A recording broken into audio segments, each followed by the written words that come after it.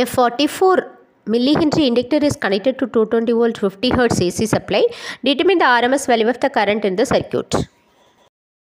Inductor 44 millihenry உள்ள inductor எடுக்கிறேன். அதை ஒரு 220 volt 50 Hz உள்ள AC சப்ளையோட கனெக்ட் பண்ணியாச்சு. இப்போ அதோட RMS வேல்யூ ஆஃப் கரண்ட் கேட்டிருக்காங்க, IRMS கேட்டிருக்காங்க. என்னெல்லாம் கொடுத்துருக்காங்க, L is equal to 44 millihenry.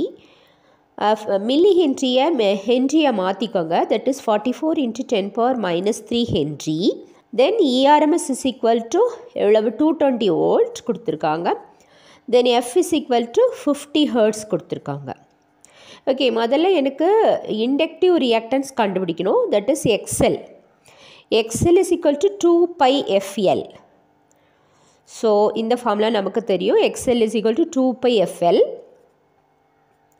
therefore XL is equal to 2π into F க்கு 50, L க்கு வந்து 44 × 10⁻³ next current அதான் கேட்டிருக்காங்க, what is the RMS value of current. current IRMS is equal to ERMS by XL.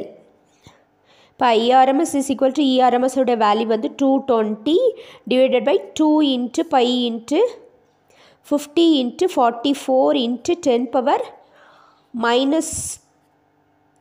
வந்து மேலே போனால் 10⁻³ மேலே எழுதிக்கலாம். ஸோ இதை நான் கால்குலேட் பண்ணேன் அப்படின்னா என்னோடய வேல்யூ வந்து 15.9 ஆம்பியர் கிடைக்கும். ஸோ இந்த மாதிரி நிறைய ப்ராப்ளம்ஸ் பார்க்க லைக் பண்ணுங்கள், ஷேர் பண்ணுங்கள், சப்ஸ்கிரைப் பண்ணுங்கள். தேங்க்யூ.